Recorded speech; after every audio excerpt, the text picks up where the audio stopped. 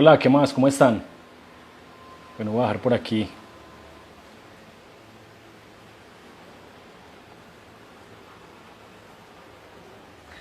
Un saludo para todos. ¿Cómo están? Buenas noches. Espero que nos acompañen este rato. Bienvenidos a una edición más de las Replay Talks. Son nuestras conversaciones, nuestras charlas, nuestro evento en esta cuarentena con grandes deportistas colombianos. Hoy tenemos un gran invitado del ciclismo nacional e internacional y ya se conecta por aquí, así que lo vamos a invitar para que ustedes lo saluden de una vez. Vamos a invitar de una vez a nuestro... La noche.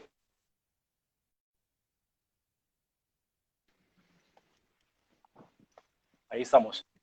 Santiago, hola. Sí, ¿qué tal? ¿Cómo están? ¿Bien o no? ¿Cómo están? ¿Bien? Bien, afortunadamente. ¿Cómo estás? Bueno, bien, aquí pasándola, pero todo, Bueno, todo, todo en orden. bueno, me alegra mucho. Vamos por aquí acomodándonos. Dale. Para todos los que se van conectando, les agradecemos mucho.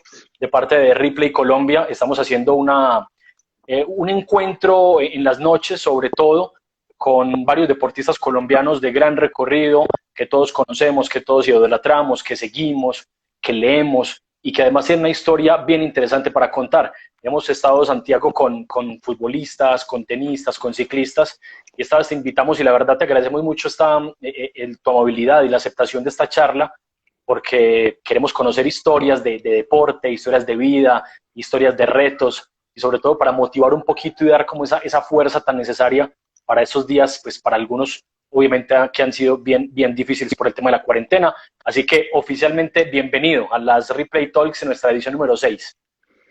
Bueno, no, muy contento de acompañarlos a Ripley por la oportunidad de compartir, como acabas de mencionar, historias, vivencias que uno ha tenido como deportista de alto nivel y que dentro de todo viene siendo algo muy similar a lo que es la vida, en la vida, hablando dentro del aspecto personal, laboral de cada una de las personas, simplemente que es comprimido en poco tiempo. La vida del deportista son 10, 11, 12 años como máximo donde usted nace, crece, madura y muere deportivamente muy rápido. Entonces todo se vive de una manera muy intensa y ahí uno tiene ciertos aprendizajes para lo que, o digamos que ese recorrido le deja a uno ciertos aprendizajes para enfrentar lo que es la vida del común, lo que estamos viviendo hoy, momentos buenos, momentos malos, momentos difíciles. Lo importante, repito, es la actitud frente a estos inconvenientes que se nos van presentando.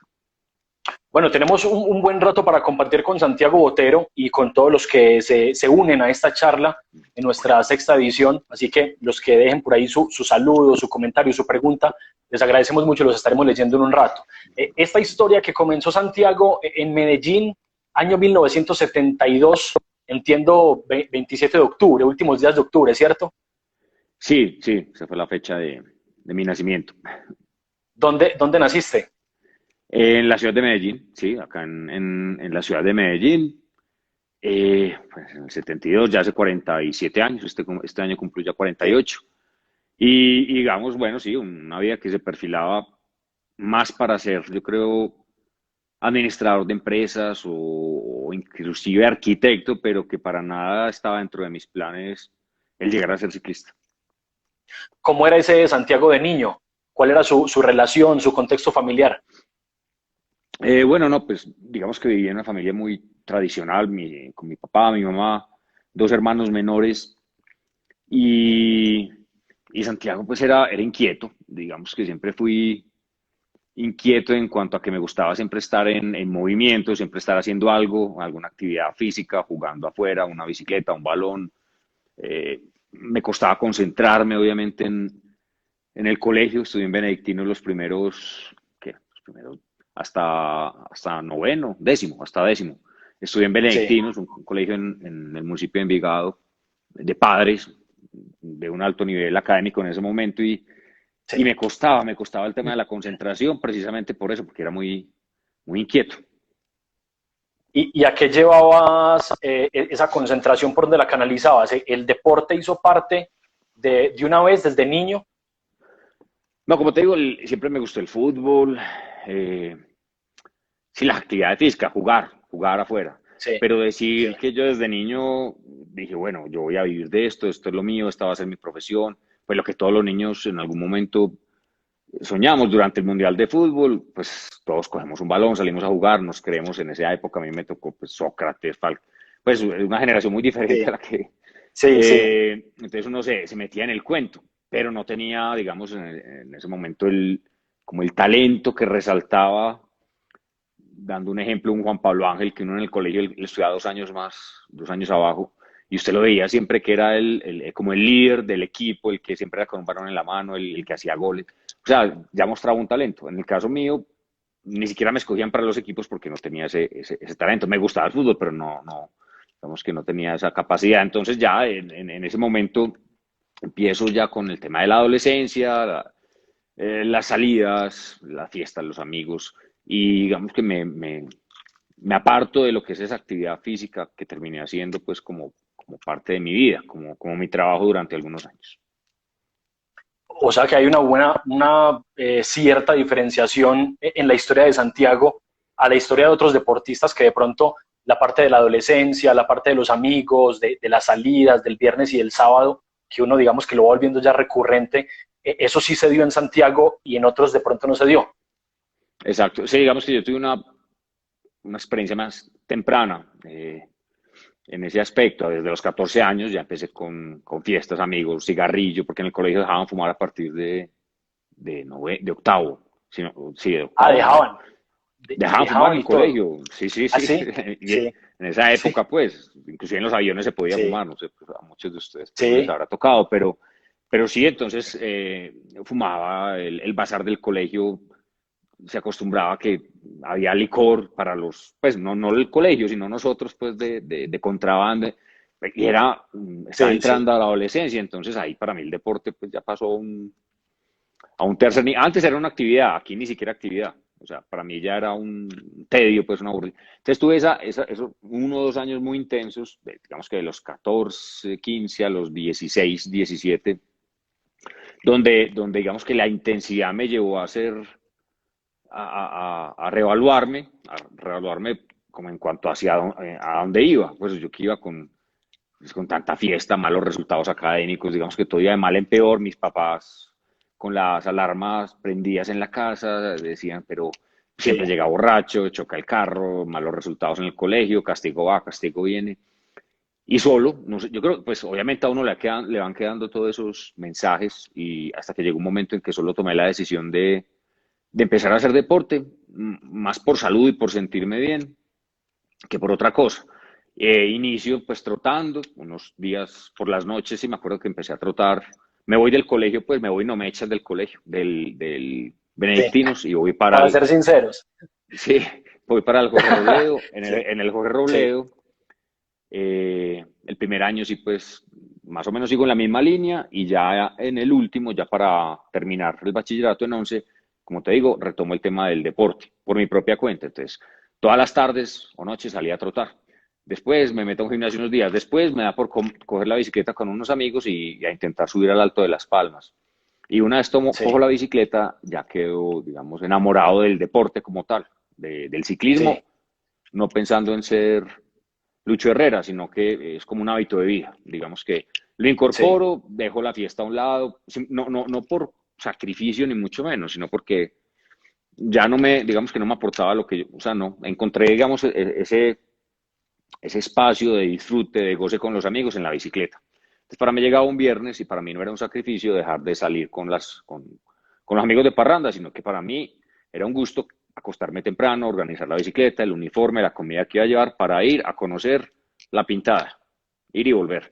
sí. Al otro fin de semana, el paseo a Santa Fe de Antioquia. Entonces ahí me enamoro de la bicicleta como una práctica, no para la parte competitiva, sino como práctica. Entonces ese fue, digamos, Sí. el momento coyuntural de mi vida en cuanto al ciclismo se refiere.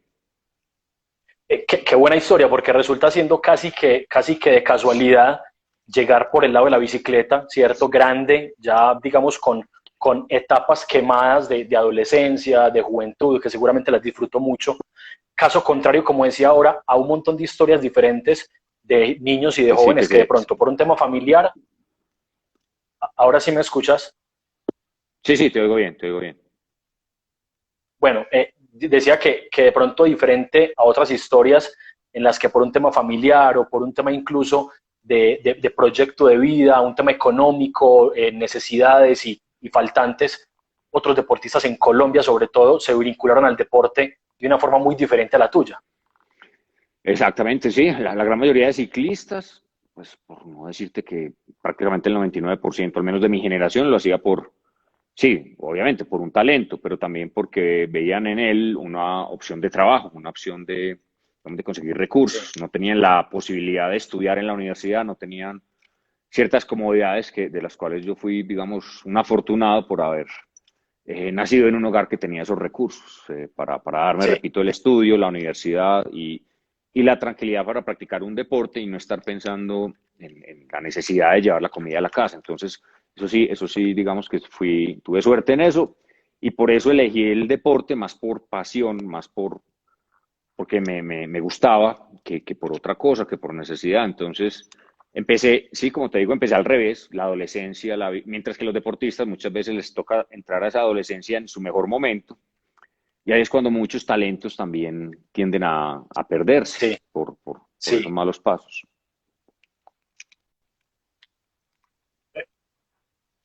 O sea que llegó primero, como lo contaste, la montaña que la ruta, pero la bicicleta llegó apenas ahí, o hubo otros coqueteos con bicicleta antes, de pronto competencias, de pronto paseos, ciclovía, o antes no hubo nunca bicicleta antes. Sí hubo, pues, o sea, desde pequeño sí tuve una bicicleta en mi casa. Mi papá, pues, o sea, en esa época, en Navidad, digamos, el primer regalo fue una bicicleta, esa fue mi primer propiedad Sí, y lo único que yo sentía como mío, o sea, era mi patrimonio, por decirlo así, una bicicleta de sí, BMX, de 6, 7 años. Y, y sí tenía gusto por montarme en una bicicleta, o sea, como esa libertad que me daba ese vehículo siendo un niño, de poderme desplazar de un sitio a otro sin necesidad de un adulto, eso sí me generó un vínculo, digamos un vínculo en esa edad temprana que estuvo dormido por mucho tiempo, pero que volvió a salir más adelante. Mi papá solía montar los fines de semana con sus amigos a nivel recreativo y siendo un niño me invitaba con ellos a montar los fines de semana. sí, Entonces, sí se sembró la semilla, por decirlo así. Se dejó de regar un tiempo, pero por la, digamos, inconformidad propia que uno mantiene como adolescente. Y más adelante lo volví a retomar, más adelante por mis propias, digamos, por mi propio criterio, pues por mi propia decisión. Y en ella sí sí, encontré el que me destacaba frente a otros cuando me montaba la bicicleta. Por ejemplo, tenía un amigo que corría en la liga, un compañero del colegio. Él llevaría 2 años compitiendo, corriendo. A los 3 meses ya le estaba ganando a él. Entonces, pues le estaba ganando, era que subía primero que él al Alto de las Palmas. Tampoco era una carrera, sí, pero sí me empezaba a destacar entre otros en entrenamientos. Más adelante mi primer competencia que fue ciclomontañismo, la cual gané. Entonces ahí sí, me empecé a enamorar de lo que fue el tema de la competición, de ponerme un número. Lo que pasa es que empecé a estudiar en EAFIT, Administración de Empresas, y no sí, tomaba la decisión de tuve ofertas de equipos de Antioquia, Raúl Mesa, fue el técnico que manejó a Lucho Herrera en el título de su Vuelta a España en el 87. En ese momento manejaba el Orgullo Paisa, un equipo de Antioquia que todavía que es vigente. Me dijo que me dedicara, pero que tenía que dejar de estudiar. Yo digamos que no me atreví a tomar esa decisión. Todavía no tenía la confianza suficiente como para decir, si soy muy bueno, me tengo que meter en esto, me va a ir bien. Siempre tenía mis dudas, entonces el tiempo fue pasando, la carrera ya al final, a punto de terminarla, eso fue en el 95. Me metí a ciertas competencias donde me fue muy bien, ¿en qué fue? Quedé campeón nacional de pista en el sí, velódromo, luego de ruta en contrarreloj individual, y a raíz de eso, un médico, un deportólogo que me analizó, vio los números que movía, los vatios, me dijo, usted se tiene que dedicar a la ruta, al ciclismo de ruta, o sea, ese es su foco, más que el ciclomontañismo, esa es su especialidad, sí, y se tiene que ir para Europa a formarse. Entonces yo le dije, pero yo, si en Europa yo no conozco a nadie, no tengo plata tampoco para irme a vivir allá, pues pagarme el pasaje. Entonces él me consiguió una reunión con un técnico español muy importante, pues de un equipo que tenía muchos vínculos con el país, Kelme Avianca, y me tocó sí, ir allá, eso fue en el Mundial de Ciclismo en el 95, ir donde el técnico Álvaro Pino y vendérmele. y vendérmele como ciclista, pues para que convencerlo para que me contratara y me metiera a su Sí. equipo. O sea que esa es la historia para comenzar en Europa y no en Colombia, que es un tema que mucha gente se pregunta, que por qué Santiago no hizo de pronto la carrera colombiana o local para luego ir a Europa. Es de pronto otra historia al revés de Santiago Botero. Fue al revés, sí. Generalmente, lo Sí, estamos viendo con nuestros ciclistas hoy. Bueno, ahí Simón Fratini, eso me confirma. Sí, claro, fueron el que campeón nacional de persecución en Pereira, o en Armenia, no, en sí, Armenia, en los campeonatos nacionales que se hicieron allá, y eso me abrió las puertas. Y sí, mi historia, lo normal es que el ciclista se forme acá, compita acá, vaya a Europa, y ahí es donde empiezan los resultados. Pues el caso de Nairo, el caso de Egan, el caso de Nao, el caso de Rigoberto, a pesar de que Rigoberto se fue muy joven, ya tenía una formación de unos 2, 3 años en el orgullo. En el caso mío, yo compito acá en ciclomontañismo, algunas carreritas de ruta y de pista, pero pues se cuentan en una mano. Y tú, de una el salto para Europa. Entonces fue un cambio muy radical, un cambio muy brusco, que al principio me costó bastante, o sea, que me tuvo al borde de devolverme. Al principio estuve a punto de regresarme a Colombia porque, pues, obviamente no ganaba, obviamente no terminaba ni siquiera las carreras. Es que el ritmo a mí me parecía una cosa endiablada, o sea, la velocidad a la que se iba era, decía, pero es que es imposible terminar una etapa adelante, ya ni qué decir ganar. Entonces lo veía tan difícil, tan complejo que yo llamaba a mi casa, yo decía, ¿yo qué hago acá? Pues yo estoy perdiendo el tiempo, o sea, yo aquí nunca voy a terminar, fuera de eso soy un cero a la izquierda en el equipo, porque yo pasé de creer que era un gran talento, que iba a llegar a ganar prácticamente, porque digamos que era reconocido acá en Colombia, a hacer nada. Iba a las carreras, como te sí. digo, y no terminaba. Entonces, ese primer año fue muy, muy complejo, muy difícil y bueno, finalmente se pudo superar, pero me costó bastante y ahí es donde entró a jugar un rol muy importante la familia. Pues en este caso mi papá animándome, diciéndome que cumpliera ese contrato inicial que era de 3 años, que no desfalleciera, que no tirara la toalla, que la vida era como de ser constante, de ser perseverante, las cosas no me iban a caer del cielo de un momento a otro, que a los 3 años si no funcionaba, no funcionaba y podía tomar cualquier otra alternativa, otra opción, pero que no abandonaran ese camino, al menos en esos primeros 3 años. Primer común denominador de todas nuestras charlas, el tema de la familia, que la familia es tan importante en esos retos. Ese primer reto de pronto tuvo que ver más, o sea, lo difícil que fue, tuvo que ver más por la parte competitiva, que sentías que era muy complicado llegar a ese nivel, o también de pronto la parte mental, la parte social, vivir en Europa, no sé si hubo Sí, soledad. sí, todo, yo creo que la suma de todo, o sea, porque una cosa da para la otra y la otra Sí, para la otra. Si usted llega a ganar, obviamente el orgullo, la autoestima, usted solo va cogiendo impulso, pero si usted llega a perder, claro. la soledad, ese fue otro tema que yo en estos días yo pensaba, no, que es que la cuarentena, que estamos en la casa, que no podemos salir, yo, pues a mí, duro, la cuarentena que yo pasaba de 6, 7 meses encerrado en un hotel en Europa, solo, sin un teléfono, sin internet, en un Claro, y otra peladero época. otra época, solo nadie me llamaba, comía en un hotelcito sencillito, en un restaurantico abajo, pues que tenían siempre comía solo, la misma comida, así, o sea, siempre lo mismo, salía, entrenaba y volvía al hotel por un desierto a las afueras de Madrid, o sea, eso sí era una cuarentena.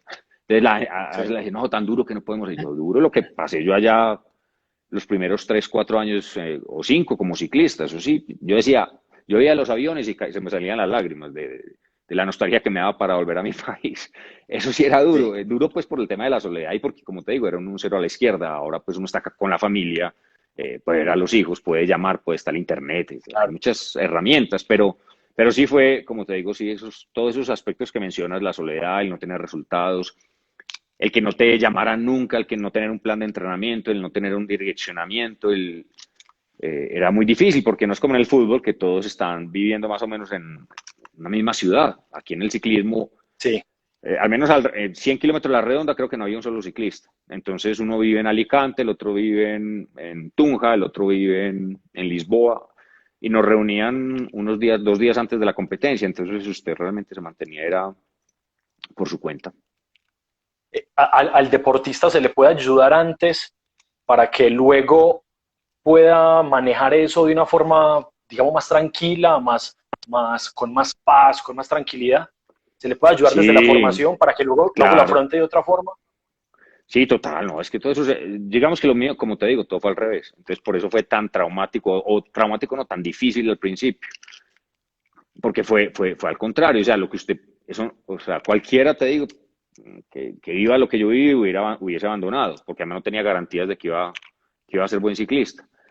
¿Se puede Claro. trabajar? Claro, se puede trabajar. La mejor manera es como lo hacen ahora. Los jóvenes se preparan acá, ya llegan con un kilómetros en sus piernas, como decimos los ciclistas.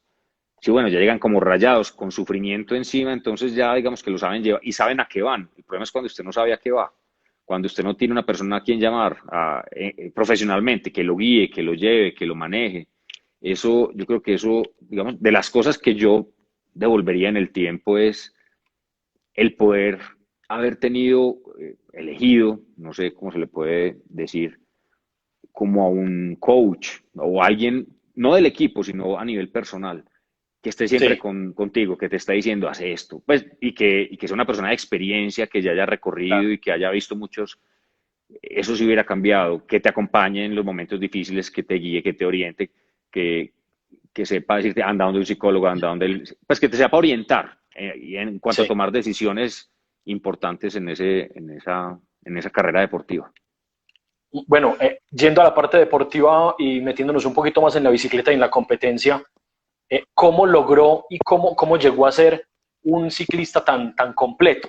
Que en la montaña, que en la velocidad, que en el cronómetro, que en todo fuera tan completo y tan competitivo, que de pronto el general de los colombianos y sobre todo en esa época no había tantos deportistas en ciclismo tan completos.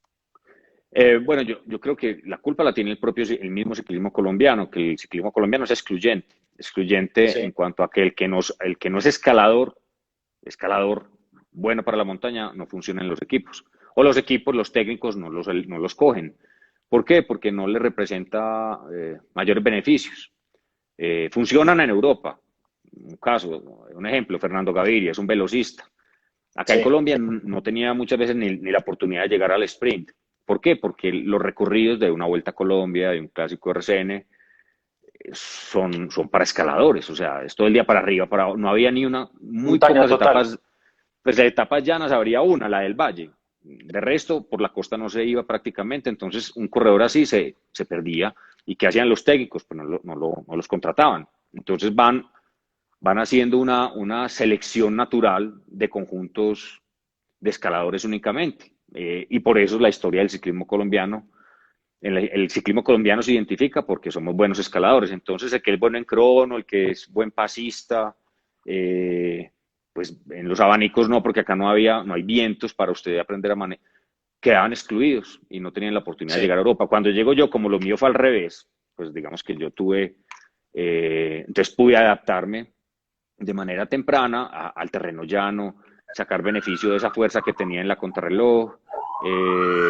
Velocidad no, porque velocidad realmente nunca tuve. O sea, yo siempre fui más bien lento en el tema del sprint, pero en general cuando me preparaba y me ponía fino, delgado, subía con los escaladores y era la combinación perfecta, porque una buena crono me daba espacio para subir a ritmo y tener un buen puesto en la general. Entonces sí, yo creo que el mismo ciclismo colombiano ha sido un poco culpable de excluir a corredores de otros perfiles que ahora ya yo creo se están otra vez tomando confianza para contratarlos y buscarlos. Y la única manera es yendo al exterior con selecciones de prejuveniles, juveniles y sub-23. Es la única manera de no solamente probarlos acá, sino probarlos en el exterior.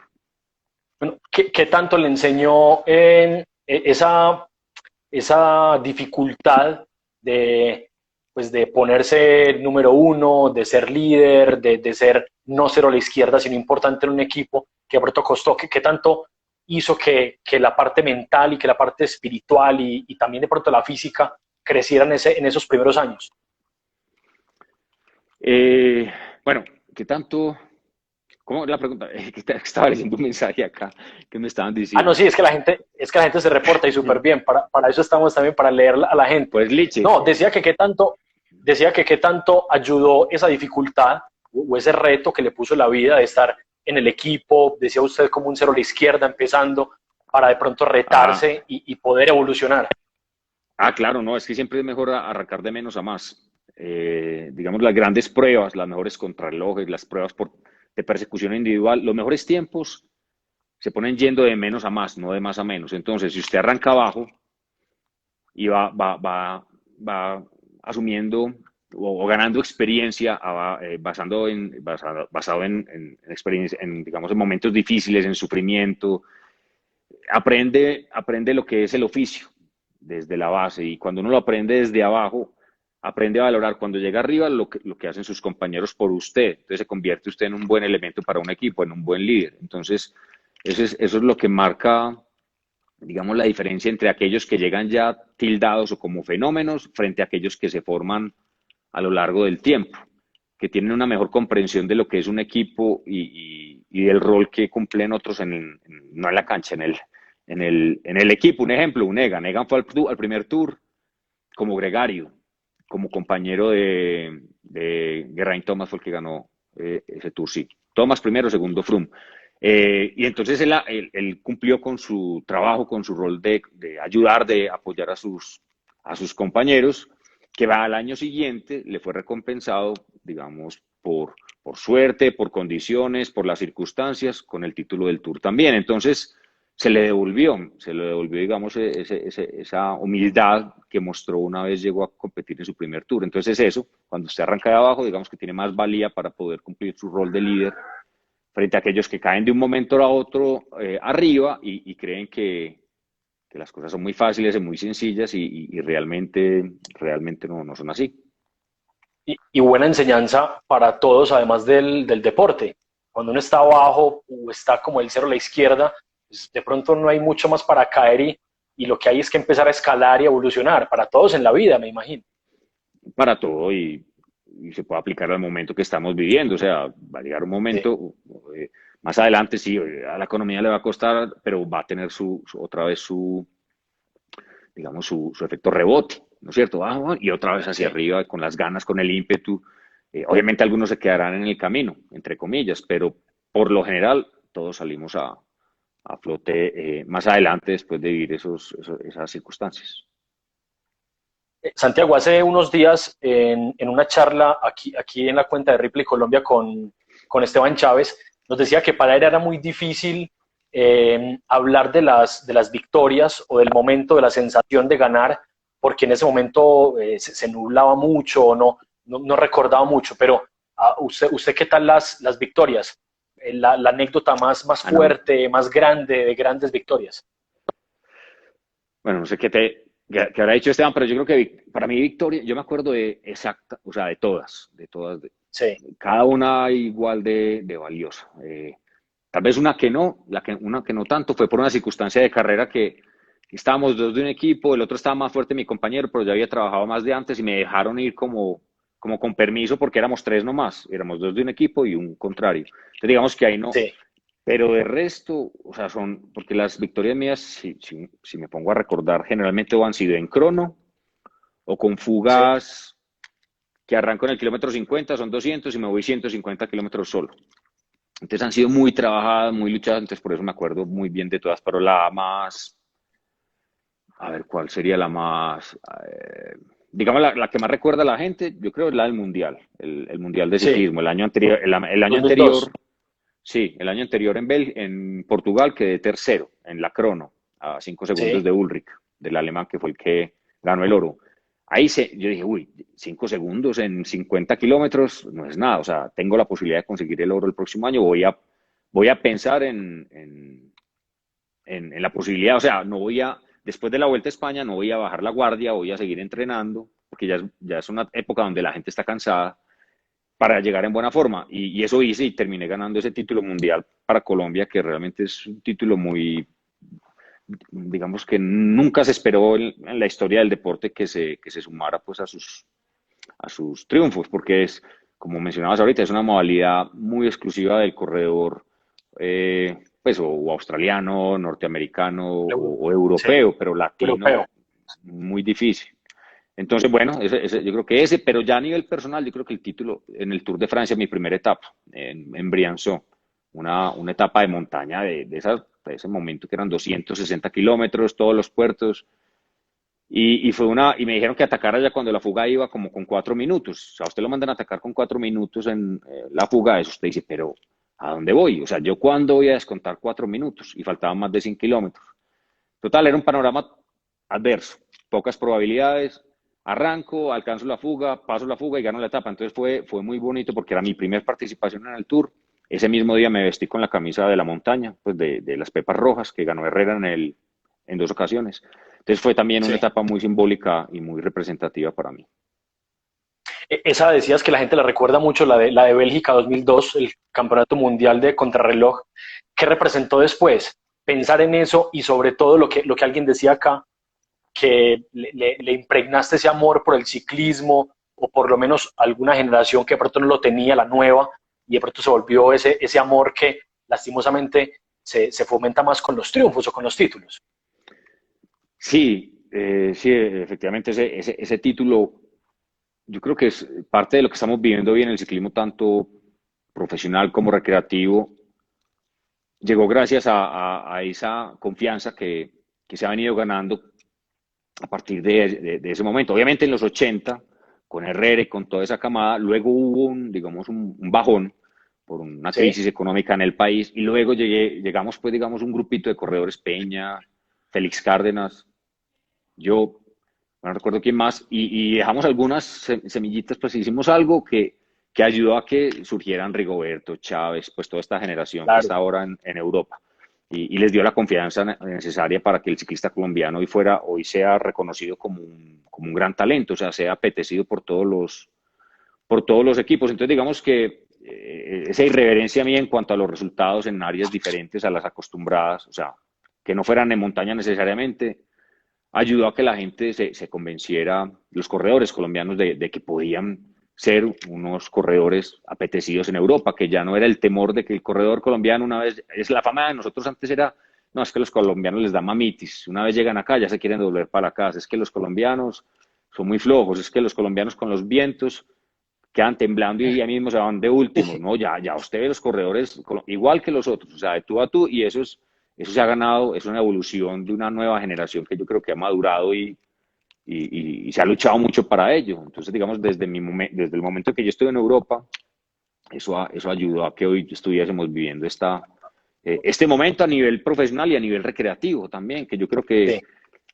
que le dimos un estatus diferente al ciclismo hoy en día. O sea, el ciclismo antes era visto como, ay, los ciclistas. No, hoy el ciclista es un deportista, no digo que fuera más o menos antes, pero sí más reconocido y más valorado que en otras épocas. Entonces, yo creo que Yo creo que sí. más importante incluso, más importante, más reconocido por todas las edades, por el que sabe y no sabe de ciclismo.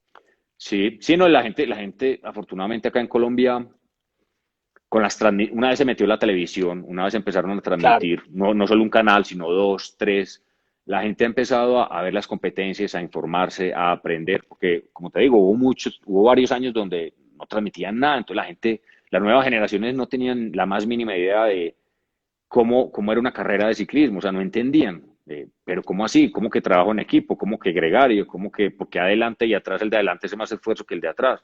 Pero poco a claro. poco otra vez se ha vuelto a retomar esa cultura y a valorar el esfuerzo y el sacrificio del ciclista, porque si hay que decirlo, es un deporte, creo que de los más exigentes por las condiciones de estar a la intemperie, por las jornadas maratónicas, 21 días, los riesgos, los accidentes, o sea, todas esas variables hacen que sea un deporte muy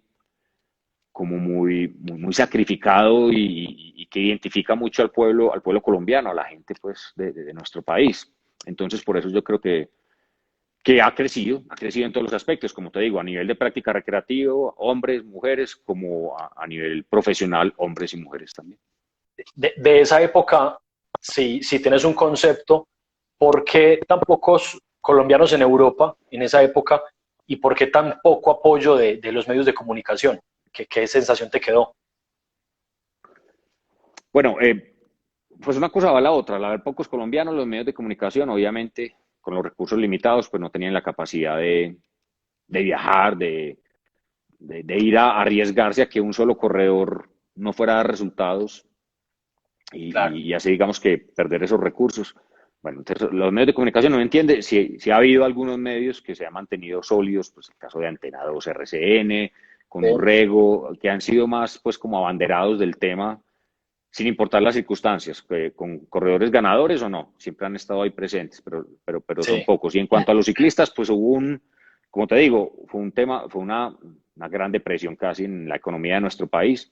A mediados entre el 95 y el 2002 no habían patrocinios, se acabó el equipo de Postobón, se acabó el equipo de Café de Colombia, pues Pilas Bartas ya menos todavía, Ponimalta se acabó.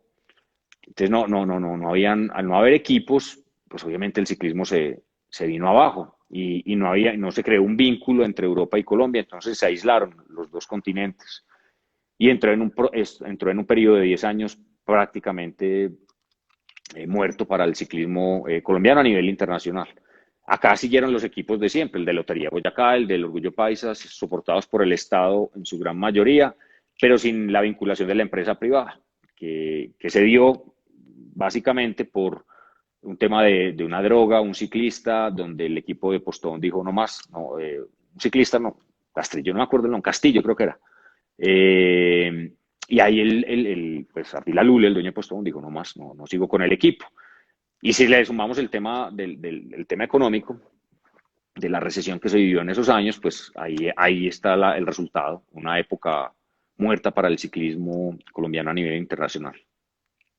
Yo trabajé en Antena 2 unos años y tuve la oportunidad de escuchar al profe Urrego, pues siempre desde niño, cómo era encontrarse al periodista colombiano en un pueblo lejano, en una competencia en la que eran pocos colombianos, y de pronto sentir como ese, no sé si se siente, ese cariño cafetero o tricolor de pronto con el tiempo de concentración de hotel. Si no era muy grato, o sea, siempre usted que se encontraba con un corredor colombiano, que era también atípico, Sí, o con una persona o alguien en el público con una bandera, para uno era un orgullo y acercarse y sentir el acento, sentir el cariño, la claro. calidez. Eso para mí siempre fue muy significativo y podíamos estar atestado de público en la salida y veía a alguien de Colombia, me llamaba, yo me buscaba la forma para ir y acercarme a él a saludarlo. Digamos que yo siempre fui muy... Y en el caso del profe, igual, o sea, digamos que no contaba con las acreditaciones muchas veces por el valor o por lo que fuese, entonces a él le tocaba hacer su trabajo de las vallas hacia atrás, mucho más difícil. Sí, sí. Y él te llamaba a los gritos y uno miraba a ver dónde estaba, se acercaba a donde él y hacía la entrevista así. O sea, era muy recursivo digamos, por la falta de presupuesto, pero cumplía con su labor de informar al público colombiano y eso es precisamente lo que uno tiene que aprender a valorar de ese gremio de periodistas o comunicadores, aquellos que se aventuraban a cubrir Sí. esas carreras sin mayores comodidades. Sí, hablamos de Héctor Urrego, el profe, un periodista de ciclismo de toda la vida. Luego de esos pasos de Europa y de Vuelta a España, de lo que nos comentaste del 2002 en Bélgica, correr en Colombia luego, 2007, 2008, ¿cómo fue? Correr en ya ahora digamos, con el nombre de Santiago Botero y correr la Vuelta a Colombia, ser campeón de la Vuelta a Colombia, ganar en Sí, Colombia, en las carreteras nuestras. sí, no fue fácil. No fue fácil, no. O sea, el nivel obviamente, el nivel acá era alto, pero no tanto por ese nivel de exigencia, sino por las expectativas de la gente que uno era el foco, inclusive de los mismos Del regreso. corredores. Claro, ¿no? El medidor era uno, entonces, ¿dónde quedó Santiago? Si queda atrás de él o si queda delante de él. Entonces, entonces no había. Entonces, todos esos temas, digamos, que hicieron un poco difícil a veces el entrar a competir, en la Vuelta a Colombia, la primera que hice en el 2007, acabé fundido, pero no por la carrera, no por la carrera, sino porque a la salida, para poder llegar a la meta, me podía demorar media hora, 40 minutos, entre la gente, La gente, porque claro. acá, pues autógrafos, fotos, porque acá no Sí. existe, digamos, esa separación que hay en las grandes vueltas entre el público y los ciclistas. Pues que si hay unas Sí, vallas y hay cierto protocolo como para... No, acá era todo abierto en plena plaza del pueblo, eso se tiraban encima, no había poder humano que los... Entonces, para mí, el antes y el después de la etapa era más duro que la misma etapa, porque para llegar al carro, para salir, para subir al podio, y como desde la primera estuve de líder, entonces fue muy duro, o sea, que terminé muy cansado y así digamos que hice mis últimas competencias, la última fue en los Juegos Suramericanos acá en Medellín, que conseguí las dos 2010. medallas, Sí, las dos medallas en la ruta y en la crono, y ya sí puse fin a mi carrera porque ya no sentía la misma motivación, digámoslo así. Es que para mí fue duro el estar corriendo, el estar usted disputando un Tour de Francia o lo que fuese, a venir a un ciclismo, no digo sin demeritar el nivel del ciclismo colombiano, pero sí, ya eran triunfos que yo ya los había conseguido o que los ganaba. Entonces, entonces usted para, digamos, en mi caso, a algunos otros ciclistas, digamos, que mantienen, es el caso de Sevilla, que sigue al mismo nivel a Ah, cuando y estaba en ganando. Europa y ganando. Yo estuve Sí. 2, 3 años y ya como que perdí esa motivación, no me gustaba salir de la casa, no por pereza de entrenar, sino por ir a correr, o sea, ya no me gustaba ponerme el número. Ahí tenía 37 años y tomo la decisión de cambiar de rumbo y dije, listo, ya, va siendo hora, gano mi última carrera y me bajo, inclusive fue bueno porque me bajé en un buen nivel, tampoco pues es que estuviera arrastrado ya, o sea, físicamente estaba muy bien porque yo empecé a los 23 años, yo empecé muy tarde, Sí, muy pero, grande pero ya. ya sí, a los 23 años usted empieza como deportista profesional, pues ya viejo, prácticamente. Pero Sí. mentalmente no tenía, no, y usted para meterse en este deporte tiene que estar mentalmente muy alineado. Si no, en el momento de sufrir, se va por la fácil. ¿Cuál es la fácil? Dejar de pedalear. Pues dejar de pedalear, dejar de sufrir, en pocas palabras, ir ya más tranquilo. Sí. Entonces, cuando me di cuenta de eso, dije, yo no voy a engañar ni al patrocinador ni a la gente. Yo dije, ya, va siendo hora. Eso sí, seguí con la bicicleta. O sea, esa sí ha sido mi compañera toda la vida. Sigo con las palmas subiendo, sigo montando, sigo haciendo fondos, o sea, es parte de mi vida, parte de mi rutina. Lo que sí dejé a un lado fue la parte competitiva. ¿Cómo fue el día después? Ese día que el deportista habla tanto, sobre todo pues en el último tramo, y que algunos le tienen mucho temor o mucho respeto. ¿Cómo va a ser sentirse ya al otro día ex futbolista, ex ciclista, ex basquetbolista? No, no es fácil. O sea, por más que uno quiera prepararse, no es fácil de asimilar. De todas maneras, en la medida en que usted tenga actividades ya programadas, en esa medida para usted va a ser más sencillo. Doy un ejemplo, Juan Pablo Ángel, en la administración de sus canchas, con temas Sí, de publicidad, entrenando a sus hijos, sí. vinculado a un equipo. O El sea, estudio, eso, ponerse a capacitarse uno en ciertas áreas. En esa medida usted va a hacer la transición de una manera más, pero si usted lo corta de raíz y llega a la casa y se queda así, quieto, o sea, 2, 3 meses va a estar que enloquece. Entonces yo claro. creo que uno tiene que hacer un plan, eso sí es un plan de reinserción a la vida cotidiana, a la vida normal, como ocupando el tiempo, buscando alternativas de trabajo, no esperando a que le llegue todo.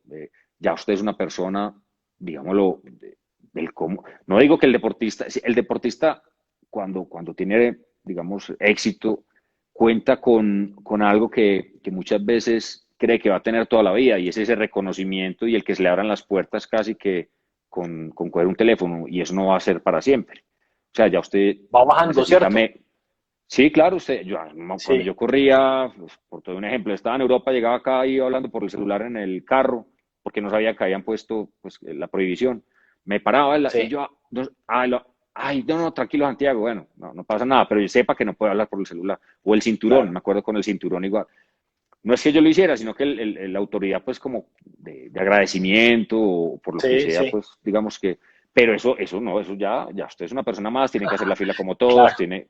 Y a mí eso me parece normal, pues está bien. Por eso digo que el problema es que el deportista exitoso se siga manteniendo en esa nube, que muchas veces es efímera y ya no, usted tiene que venir, igual que empezó en el ciclismo siendo un cero a la izquierda, otra vez vuelve a empezar en esa lucha, pero ya como un civil y los resultados no son tan inmediatos como en el deporte. Aquí ya los resultados hay que trabajarlos con más paciencia, con más Claro, calma, que un negocio, que hoy, que vamos, que hay una llamada, todo es de más. En cambio, en el deporte usted entrena 3 meses para la vuelta, me fue bien o me fue mal, punto. Voy a este sí. partido, ganamos el Pero se campeonato, acabó pero listo, lo ganamos o lo 2 semanas, perdemos, ya. Este claro. partido lo gano o lo pierdo, pero en cambio ahora el trabajo es de granito en granito, poco a poco, el resultado no es inmediato, sino que se diluye en el tiempo. Entonces uno tiene que aprender también a, sí, a valorar eso y a trabajar de esa manera, porque si no se enloquece. Preguntó Simón Frattini sobre alguna anécdota del Rock Racing o de la etapa de letras. Bueno, sí, no, el Rock Racing fue un equipo muy loco en el 2008 al que llegué de la mano de quién fue. Víctor Hugo Peña, un compañero, llegó allá y, y alguien me llamó, no me acuerdo quién, creo que fue el dueño del equipo a través de otra persona. Un equipo innovador, revolucionario en el tema del marketing de Estados Unidos, fue una locura pues ese equipo. A ver, te cuento, te doy un ejemplo, era como Hollywood en el ciclismo, más o menos. Sí. Entonces, claro, entrenamos noviembre, diciembre, llegamos en enero más o menos bien, todos organizados, y una vez llegamos a Los Ángeles, nos llevan al sitio de concentración, una mansión en Santa Mónica, nos conectan a todos, éramos 6 ciclistas o 7, nos conectan y era un reality. Entonces el man montó de entrada un reality de 3 semanas. Ah, Había, por ok. decir, playa baja, playa alta. A él le importaba Sí. todo menos que entrenáramos. Entonces el primer día nos llevó a ver a los Lakers, después a ver Sí. una cosa de Supercross. Nos sacaba a pasear en sus carros, en el Rolls Royce, en el otro. O sea, una cosa que yo no estaba. El ciclismo es un deporte muy tradicional y muy europeo, muy religioso en ciertos aspectos, en cuidarse, en el Sí. entrenamiento, en el masaje, la bicicleta. Y acá encontramos un mundo totalmente distinto que a mí de entrada me desilusionó. Yo dije, ay, Dios mío, ¿en qué me ¿A metí? dónde me metí? ¿A dónde me Claro. metí? Y efectivamente me había metido en una cosa que no era lo mío y por eso estuve solo un año. Víctor Hugo y Sevilla sí creo que aguantaron un año más, hasta que el equipo desapareció porque eran unos gastos suntuosos que no tenían, o Claro. sea, eran Mucho unos gastos lujo. que no eran todos los vehículos del carro eran, ay, ya muy bien, bueno, no, en todo caso era un tema pues ya desbordado y salido de lo. Entonces volví a Colombia y ahí fue. Y el tema de letras, eso fue en la vuelta del 2007, ahí donde puse uno, pues yo creo que el mejor registro que hay en este momento en esa carrera junto a Mauricio Ortega. Resulta que era favorito de esa vuelta a Colombia. Esa subida de letras son 80 y pico kilómetros, 87, 83, no sé exactamente. Y todos los boyacenses, era el equipo rival, decían que ese era el sitio, la montaña, donde me iban a aniquilar, a eliminar por lo larga que era y porque llegábamos a 3.600 metros de altura sobre el nivel del mar. Resulta que la etapa arrancó desde Mariquita. Llegábamos, subíamos letras 80 y pico, bajamos y terminé de Manizales. En la subida, cuando íbamos, una vez salió la carrera, Boyacá, que tenía además 2 equipos, o sea, eran 20 ciclistas, pusieron a sus gregarios adelante y arrancaron como que la etapa terminara al kilómetro. O sea, arrancaron a 1.000. O sea, en cuestión de 25 kilómetros ya íbamos 30 ciclistas, de los 160, íbamos 30 ciclistas. Y Boyacá seguía poniendo gente, un ritmo durísimo para hacer que me quedara. Yo, ese día, el ciclista ya sabe cuando está bien o cuando está mal, me sentí bien. Entonces, ¿qué empecé a hacer yo? Yo, bueno, no tengo buenos gregarios, ¿qué voy a hacer? Este es el ritmo que a mí me conviene para que ellos mismos se hagan el harikiri, pues por decirlo así, por el ritmo tan duro. Claro. Voy a simular que voy mal de forma. Entonces me voy para la parte de atrás del grupo Fue quedando. y me voy quedando y vuelvo, y me voy para atrás y vuelvo. Se me acerca Raúl Mesa, el técnico, en el carro y me dice, ¿qué le pasa a Santiago? Entonces yo le picaba el ojo y no, estoy bien, pero es que, bueno, entonces No me haga voy, bulla. vuelvo. Mi rival directo era Hernán Buenahora. Hernán Sí. bajaba a mirarme, me miraba arriba abajo, subía, le decía a sus compañeros que le diera más rápido, que aumentaran la velocidad, que iba mal, que era el momento. Total, empezamos a subir los últimos 20 kilómetros, a partir de delgaditas, los más duros, y quedaríamos 6 7 ciclistas, no más. Entre ellos los boyacenses, Ortega de Antioquia y yo, de equipos diferentes. Bueno, ahora ataca, Ortega sale detrás de él, yo salgo detrás de Ortega, Ortega ataca, yo salgo detrás de Ortega. Cuando miro hacia atrás, quedamos Ortega y yo. Los boyacenses Se quedaron se quedaron todos hundidos. fundidos. Entonces seguimos Sí. Ortega y yo cambiando, nos llegamos al alto de letras, los dos juntos, y ahí fue que se marcó el récord, 2 horas 50, o sea, casi un promedio de 26, 27 kilómetros por hora. Y empezamos a bajar, y antes de empezar a bajar, yo le dije, Ortega, póngase a mi rueda, porque yo era mejor en el descenso que Mauricio. A las 2 curvas, Ortega no estaba conmigo, o sea, ya estaba solo, el piso estaba húmedo. Yo bajé como un loco llegué abajo, subí a Manizales a la Plaza de Toros y al segundo entró Mauricio como a 5 minutos, que eso fue mucho tiempo. Entonces, Impresionante. bueno, Sí. eso fue una historia particular y lo Buena gracioso fue anécdota. que, sí, y antes de la salida lo gracioso fue que uno de los boyacenses, Blanco, me dijo, Santiago, mucho cuidado en la bajada, que hay una tractomula varada de lado a lado y eso está lleno de aceite. Era mentira. claro, me dijo eso para que bajara con prudencia. Entonces esas sí, son eran las estrategias acá, las mañas de los sí, colombianos, de nosotros los sí, colombianos. sí. Buena historia, buena historia. Se dicen cosas, se bajan caña, como se dice, porque se habla mucho del contacto físico, por ejemplo, Ah, pero pero no, también se no. dicen cosas, ¿se pica la lengua o no?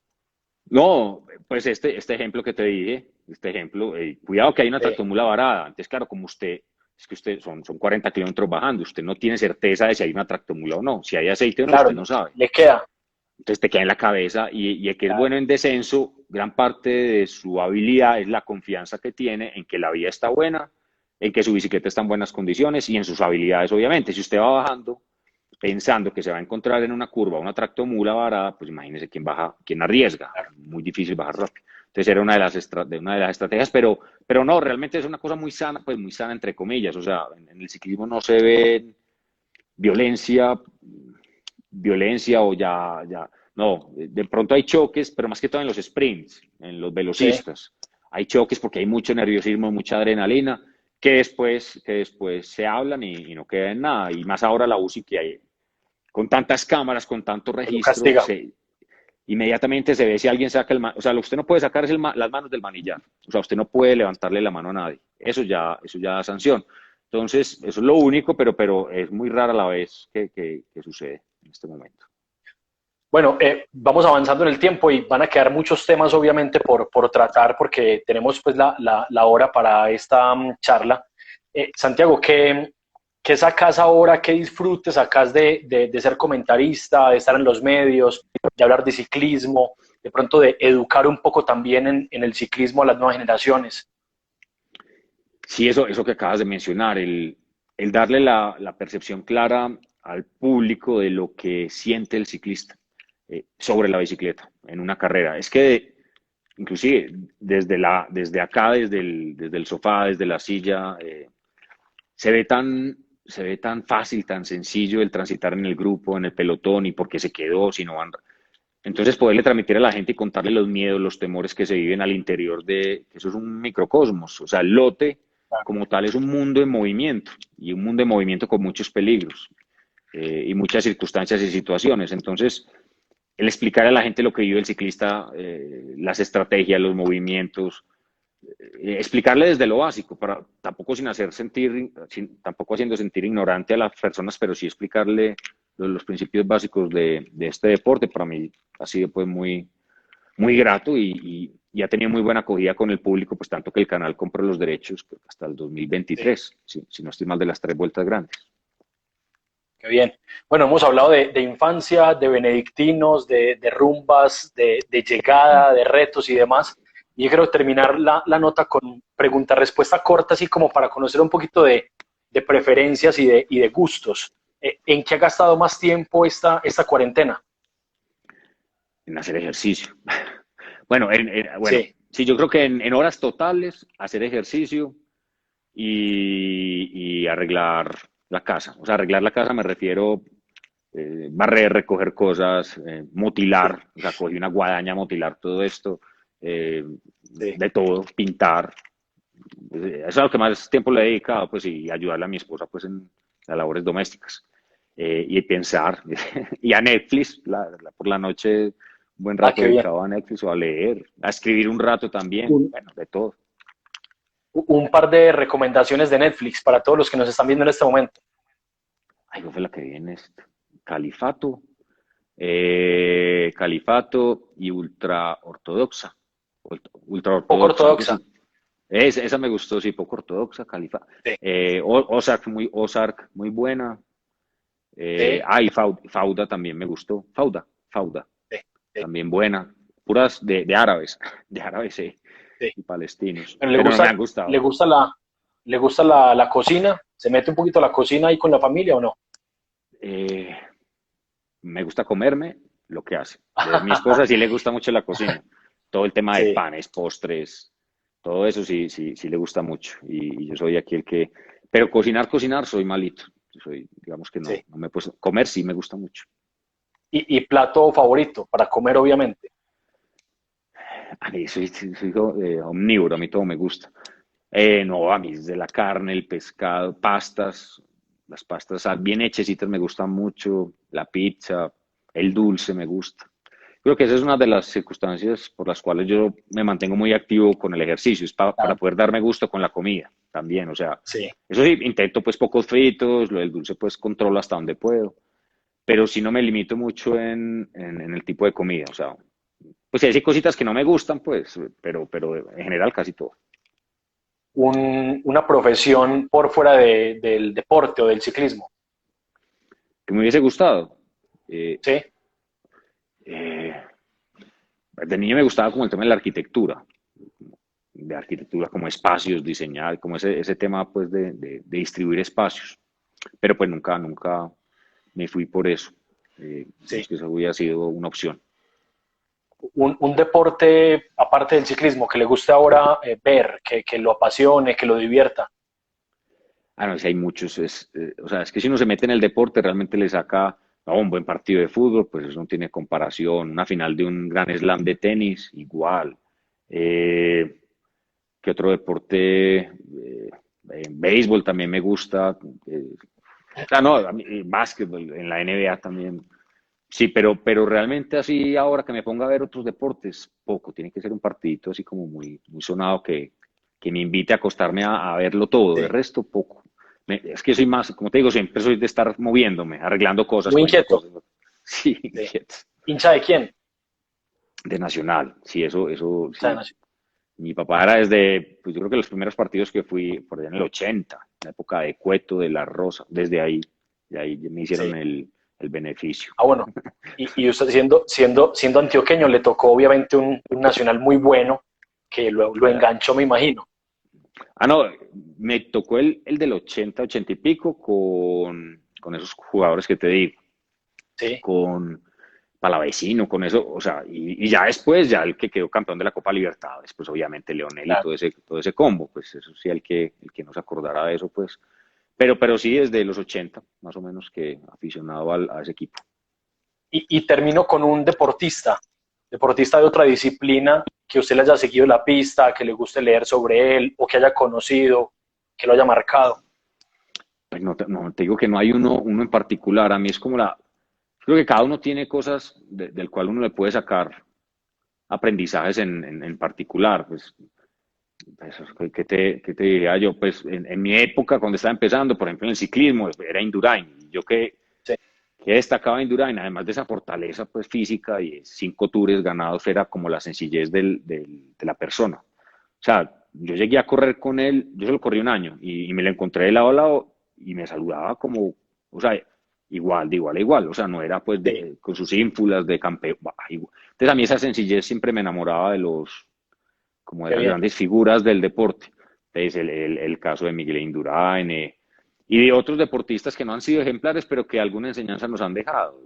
Esto ya estaba viendo una historia de Mike Tyson o de Jordan, o sea, íconos del deporte que siempre nos dejan algún recuerdo, pero así digamos como que hoy día uno dice, pues un Federer, por darte un ejemplo, pues como esa seriedad, esa elegancia, esa que nunca usted lo ha visto salido de su ropa. Entonces, bueno, digamos que una sumatoria de todos, pero así uno en particular, no. Bueno, pero vale esa listica de gustos y de preferencias como para cerrar nuestra charla y le agradecemos muchísimo aceptar la invitación para conversar un rato con toda la gente de Ripley Colombia.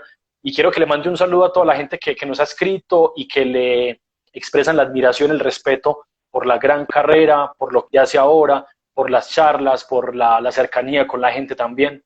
Así que ahí ya se nos va a acabar aquí el tiempo. Bueno, no, a ustedes muchas gracias a Ripley por darnos este espacio y bueno, por esta bonita labor que están haciendo, dándole a conocer las vivencias y experiencias de nuestros grandes deportistas. Así que muchísimas gracias. Bueno, a todos pendientes, a Santiago un abrazo, muchas gracias, una feliz noche. Nos Nos vemos. encontramos este sábado en la tarde en una nueva edición de las Replay Talks. Un abrazo, muchas gracias, feliz noche. Chao.